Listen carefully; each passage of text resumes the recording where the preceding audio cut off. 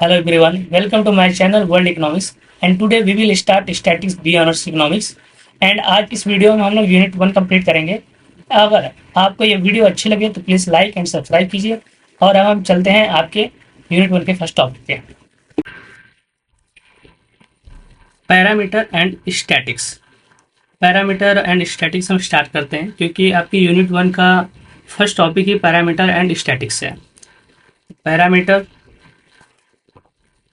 And statics. अच्छा, parameter क्या होता है और स्टैटिक्स क्या होता है, तो इसको पहले हम समझ लेते हैं। पैरामीटर को पहले समझ लेते हैं हम कि पैरामीटर क्या होता है। कुछ मेजर्स हो गए, जैसे मेजर्स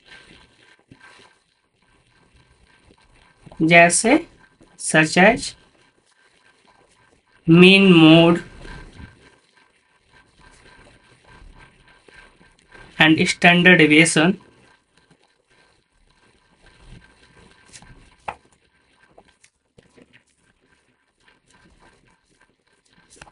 इन मेजर्स का जब यूज करते हैं हम पॉपुलेशन के कैरेक्टरिस्टिक को डिस्क्राइब करने के लिए, तो वो हमारा क्या होता है, वो पैरामीटर होता है।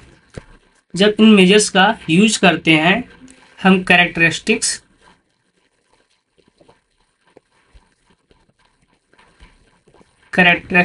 ऑफ पॉपुलेशन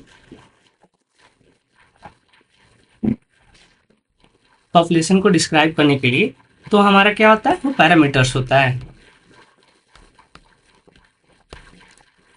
एंड सेम ऐसे ही स्टैटिक्स में क्या होता है, इन्हीं मेजर्स का जब यूज हम करते हैं कैरेक्टरिस्टिक्स ऑफ सैंपल को डिस्क्राइब करने के लिए, तो हमारा क्या होता है, वो स्टैटिक्स होता है। जैसे स्टैटिक्स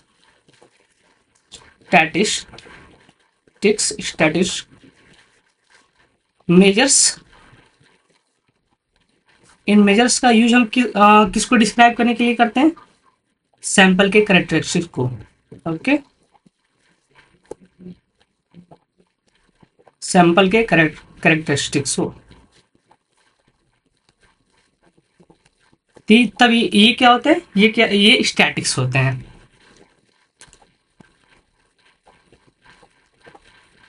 क्लियर। अब हम अच्छे, इसमें आप एक पॉइंट आपने अगर ध्यान दिए होंगे, तो जो हमारा पैरामीटर होता है वो मेनली किससे रिलेटेड होता है, वो पॉपुलेशन से रिलेटेड होता है। और स्टैटिक्स किससे रिलेटेड होता है, वो मेनली सैंपल से रिलेटेड होता है। Okay, population, parameter and sample statics के कुछ और कैरेक्टरिस्टिक जान लेते हैं। जैसे पॉपुलेशन पैरामीटर जो तुम्हारा होता है, पॉपुलेशन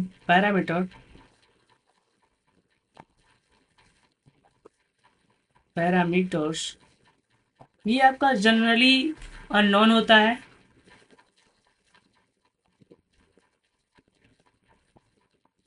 एंड ये आपका फिक्स्ड होता है। ओके, और वहीं अगर आप सैंपल स्टैटिक्स की बात करते हैं,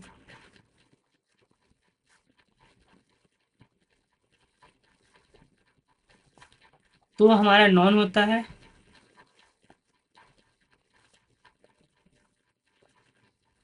एंड नॉट फिक्स्ड होता है। ओके, अच्छा, पॉपुलेशन पैरामीटर के जो एस्टिमेट्स होते हैं वो हम जनरली सैंपल स्टैटिक्स के थ्रू फाइंड करते हैं। ओके, एस्टिमेट्स मतलब आपका एक रफ आइडिया। तो हम पॉपुलेशन पैरामीटर का एस्टिमेट्स हम किसके थ्रू फाइंड करते हैं, सैंपल स्टैटिक्स के थ्रू। ओके, इसके जो एस्टिमेट्स हो गए पॉपुलेशन पैरामीटर के, वो हम किसके थ्रू फाइंड करते हैं, तो सैंपल स्टैटिक्स के थ्रू फाइंड करते हैं। ओके, अच्छा, अब हम एस्टिमेटर के बारे में देख लेते हैं। एस्टिमेटर क्या होता है, एस्टिमेटर एक फार्मूला होता है जिसके थ्रू हम पॉपुलेशन पैरामीटर के एस्टिमेट्स को फाइंड करते हैं। जो हमने अभी इससे पहले हमने ये देखा कि पॉपुलेशन पैरामीटर के एस्टिमेट को हम सैंपल स्टैटिस्टिक्स के थ्रू फाइंड करते हैं। ओके, तो जो सैंपल स्टैटिस्टिक्स थ्रू हम फाइंड करते हैं तो एक उसमें एक फार्मूला यूज करते हैं। उस फार्मूला का नेम क्या होता है? Estimator. Okay, estimator. Estimator estimator क्या है? ये फॉर्मूला है जिसके थ्रू हम क्या फाइंड करते हैं? Estimates of population parameter. Population parameter estimate two parts में डिवाइड होता है। देयर आर टू टाइप्स, एक बायस्ड एस्टिमेटर और second unbiased estimator. Biased estimator and second unbiased estimator. Biased estimator कब होता है एंड अनबायस्ड एस्टिमेटर कब होता है? अनबायस्ड एस्टिमेटर तब होता है जब हमारा expectation of statics equal to parameter होता है तब। एंड बायस्ड कब होता है? जब हमारा expectation of statics does not equal to parameter. Okay, जैसे हम अगर एग्जांपल देखें तो स्टैटिक्स हमारा रिलेटेड किससे होता है? सैंपल से और पैरामीटर पॉपुलेशन। तो हम एग्जांपल देखते हैं। अगर हम लेते हैं expectation of sample mean equal to population mean, इससे हम प्रूफ करते हैं कि expectation of sample mean equal to है और इक्वल टू पॉपुलेशन पैरामीटर है या नहीं है। अगर हमारा प्रूफ ये सक्सेसफुल हो जाता है कि expectation of sample mean equal to population parameter है तो हमारा क्या होगा? वो अनबायस्ड हो जाएगा। अगर यही expectation of sample mean does not equal to population mean होता है तो ये हमारा क्या हो जाएगा? ये हमारा बायस्ड एस्टिमेटर हो जाएगा। ओके, बायस्ड एस्टिमेटर हो जाएगा। अब हम पॉपुलेशन एंड सैंपल को देख लेते हैं। Population and sample. पॉपुलेशन क्या होता है? पॉपुलेशन ऑल द सेट होता है। किसी भी चीज के रिलेटेड आप बात करो, जैसे आप एक एग्जांपल लो कॉलेज के, तो कॉलेज में जो सभी स्टूडेंट होते हैं वो पॉपुलेशन होते हैं। अगर उन्हीं कॉलेज में एक पर्टिकुलर क्लास के स्टूडेंट की बात करें तो हमारा वो सैंपल होता है। जैसे हम बात करते हैं, कोई कॉलेज ले लेते हैं, जैसे हिंदू ले लेते हैं, हंसराज कॉलेज लेते हैं, तो हिंदू में जितने भी स्टूडेंट हैं वो क्या हो गए? पॉपुलेशन हो गए। और हिंदी में स्पेसिफिक हम अगर इकोनॉमिक्स ऑनर्स के स्टूडेंट की बात करते हैं तो हमारा क्या हो गया? वो सैंपल हो गए। तो पॉपुलेशन क्या हो गया? Population all the set and sample when draw one set in population then they are called this sample। अच्छा, पॉपुलेशन हमारा फाइनाइट हो सकता है या तो इनफाइनाइट हो सकता है। ओके, पॉपुलेशन में भी टू केस होते हैं। एक वो या तो फाइनाइट हो सकता है या इनफाइनाइट हो सकता है। अच्छा, फाइनाइट और इनफाइनाइट हो गया। इसमें एक क्वेश्चन पूछता है कि अगर पॉपुलेशन फाइनाइट हो या इनफाइनाइट हो तो सैम्पलिंग विथ रिप्लेसमेंट या विदाउट रिप्लेसमेंट फाइनाइट होते हैं या इनफाइनाइट होते हैं। तो हम देख लेते हैं sampling with replacement and without replacement. With replacement and without replacement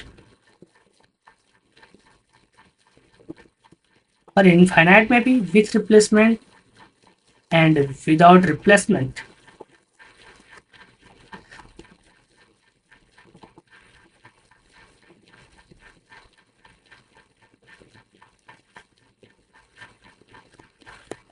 okay, population जब इनफाइनाइट होता है तो sampling with replacement and without replacement both case में हमारा इनफाइनाइट होता है। ओके, सैम्पलिंग क्या हो जाता है, इनफाइनाइट हो जाता है।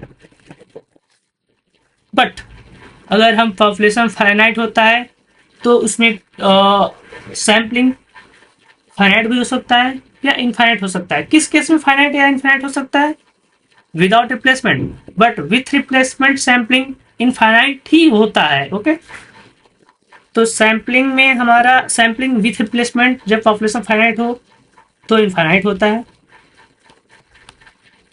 बट पॉपुलेशन फाइनाइट हो तो सैम्पलिंग विदाउट रिप्लेसमेंट में या तो फाइनाइट हो सकता है या तो इनफाइनाइट हो सकता है। ओके, फाइनाइट कब होता है, जब हमारा sample size upon population size is less than equal to 0.05 हो तो हमारा sampling in case of population finite there are population sampling finite. Okay, जब पॉपुलेशन फाइनाइट हो तो सैम्पलिंग विदाउट रिप्लेसमेंट में इनफाइनाइट तब होता है जब sample size upon population size is greater than equal to 0 होता है। तो जब sample size upon population size is greater than equal to 0.5 होता है तो हमारा सैम्पलिंग इनफाइनाइट होता है। ओके, अब हम देखेंगे रैंडम थ्योरम। रैंडम थ्योरम के दो थ्योरम है रैंडम थ्योरम में। इसमें पहला थ्योरम क्या बोलता है कि random sample size of n जैसे x1 x2 x3 xn, ये हमारे सैंपल साइज होंगे। अगर ये पॉपुलेशन से ड्रॉ किया जाता है, अगर पॉपुलेशन से हम निकालते हैं with mean and variance sigma square के साथ, तो हमारा एक्सपेक्टेशन ऑफ सैंपल मीन क्या होगा, इक्वल टू म्यू होगा, और variance of sample mean equal to population variance upon n. Okay, अच्छा सुनो, ये जब हमारा variance of sample mean equal to होगा पॉपुलेशन वेरिएंस अपॉन एन, तो ये हमारा अनबायस्ड एस्टिमेटर होगा। और ये भी अगर हमारा इक्वल टू होता है समेशन मीन और पॉपुलेशन मीन का एक्सपेक्टेशन, तो हमारा ये भी अनबायस्ड एस्टिमेटर होगा। इसमें कुछ नोट्स भी हैं। जैसे इसमें हमारा पहला नोट क्या है कि जितने भी हमारे रैंडम सैंपल साइज होते हैं, रैंडम सैंपल होते हैं, वो हमारे इंडिपेंडेंट होते हैं। फर्स्ट, सेकंड क्या है, each has same probability distribution, मतलब जितने सैंपल साइज होते हैं सबके सेम प्रोबेबिलिटी डिस्ट्रीब्यूशन होते हैं। ओके, अब हमारा सेकंड थ्योरम क्या है, सेकंड थ्योरम हम देख लेते हैं। हाँ, सेकंड थ्योरम हमको ये बोलता है कि जब ये रैंडम सैंपल साइज हम ड्रॉ करते हैं नॉर्मल पॉपुलेशन से with mean mu and variance sigma square के साथ, तो हमारा जो सैंपल मीन होता है वो नॉर्मल डिस्ट्रीब्यूशन फॉलो करता है with mean mu and variance of sample mean क्या है, sigma square upon n. Okay, तो हम क्या बोले कि अगर हम सैंपल साइज ड्रॉ करते हैं नॉर्मल पॉपुलेशन से, तो हमारा सैंपल मीन जो होता है वो नॉर्मल डिस्ट्रीब्यूशन को फॉलो करता है with mean mu and variance sigma square upon n से, सिग्मा स्क्वायर एन के साथ। ओके, इसमें क्या होता है, इसमें सैंपल मीन जो होता है ये नॉर्मली डिस्ट्रीब्यूशन होता है। क्यों, क्योंकि ये नॉर्मल डिस्ट्रीब्यूशन फॉलो करता है, हमने यहाँ देखा। Okay, expectation of summation mean equal to mu होगा, हमने पहले ही थ्योरम में देखा। Variance of sample mean equal to population variance upon sample size, ये हो गया। अब हम नेक्स्ट एक देख लेते हैं। हाँ, हमें एक केस गिवन होता है कि टोटल सम का एक्सपेक्टेशन क्या होगा। अच्छा, सैंपल मीन का हमारा एक्सपेक्टेशन क्या होता था, म्यू। जब हम टोटल सम की बात करते हैं तो हम उसमें n से मल्टीप्लाई कर देते हैं। क्यों, क्योंकि उसमें x1 plus x2 plus x3 plus xn तक सैंपल आते हैं। जबकि हम एक सैंपल मीन की बात करते हैं तो उसमें इंडिविजुअली किसी सैंपल की बात करते हैं, बट यहाँ हम टोटल की बात कर रहे हैं तो इसलिए हम n से मल्टीप्लाई करेंगे। ओके, और variance of total sum equal to क्या होगा, expectation of total sum square minus expectation of total plus whole square. Okay, ये आपने सेमेस्टर 1 मैथ में भी आपको गिवन होगा ये फॉर्मूला, अगर आपने ध्यान दिया होगा तो। इसमें हमारा total sum normal distribution follow करता है with mean N mu and variance N sigma square. Okay, हाँ, अब सेंट्रल लिमिट थ्योरम, ये आपका यूनिट का लास्ट टॉपिक है। सेंट्रल लिमिट थ्योरम क्या कहता है? सेंट्रल लिमिट थ्योरम कहता है कि अगर हम किसी पॉपुलेशन से किसी सैंपल को ड्रॉ करते हैं, तो अगर वो सैंपल वो सैंपल साइज 30 से एबो है, तो हमारा sample mean normal distribution follow करेगा। ये हमें सेंट्रल लिमिट थ्योरम बताता है। जैसे यहाँ हमने लिखा भी है, late x1 x2 xn is a random sample drawn from population with mean mu and variance sigma square, then if n is sufficiently large 30, मतलब अगर हमारा सैंपल साइज 30 से लार्जर होता है, तो हमारा सैंपल मीन क्या फॉलो करता है? Normally distribution with mean mu and variance sigma square upon n. Okay, ये हमारा सेंट्रल लिमिट थ्योरम बोलता है। अच्छा, इसमें एक नोट्स देख लेते हैं। इसमें ये बताता है कि अगर पॉपुलेशन फाइनाइट होता है, तो sample mean normal distribution follow करेगा सेम, मीन भी हमारा सेम, मीन सेम नहीं रहेगा। मीन में हमारा क्या हो जाता है? म्यू, नो सॉरी, मीन हमारा सेम रहेगा, मीन म्यू ही फॉलो करेगा, बट वेरिएंस चेंज होता है। वेरिएंस में हम क्या करते हैं, हमारा जब पहले अगर हमारा sample size 30 is greater then 30 होता है, तो हमारा वेरिएंस सिग्मा स्क्वायर एन होता है।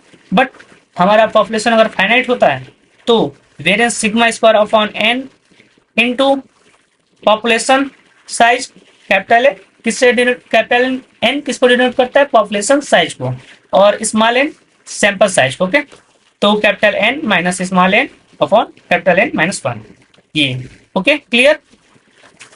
अच्छा, अब हाँ, स्टैंडर्ड एरर देख लेते हैं। स्टैंडर्ड एरर का फॉर्मूला क्या होता है? आप इसके डिटेल में मत जाओ, ये मैं नोट्स आपको टेलीग्राम पे प्रोवाइड कर दूंगा, आप बस मेन पॉइंट देखो। Standard error of sample mean क्या होगा? अंडर रूट वेरिएंस, और वेरिएंस क्या होता है? Sigma square upon n. तो हमारा सिग्मा स्क्वायर अपॉन एन है, तो अंडर रूट अगर हम कैंसिल करते हैं, तो सिग्मा स्क्वायर अंडर रूट से कैंसिल करेंगे तो सिग्मा हो जाएगा अपॉन अंडर रूट एन हो जाएगा। Okay, clear? Standard error of total sum under root variance of total sum. Okay, तो वेरिएंस ऑफ टोटल सम क्या था? एन सिग्मा स्क्वायर था। जैसे हमने यहाँ देखा कि टोटल सम क्या फॉलो करता है? Normal distribution with mean N mu and variance N sigma square. तो standard error of total sum क्या होगा? Under root N sigma square, तो अंडर रूट एन हो जाएगा, स्क्वायर से रूट कैंसिल हो जाएगा, तो under root N into sigma हो जाएगा। ओके, अच्छा, अब आपका जो ये क्लास है यूनिट 1 का, ये कंप्लीट हो गया। कुछ एग्जाम्पल गिवन है, कुछ एग्जाम्पल है जो मैं आपको टेलीग्राम पे प्रोवाइड कर दूंगा, आप खुद से ट्राई करिएगा, और आपकी रीडिंग्स में भी बहुत सारे एग्जाम्पल हैं, उसको भी ट्राई करिएगा।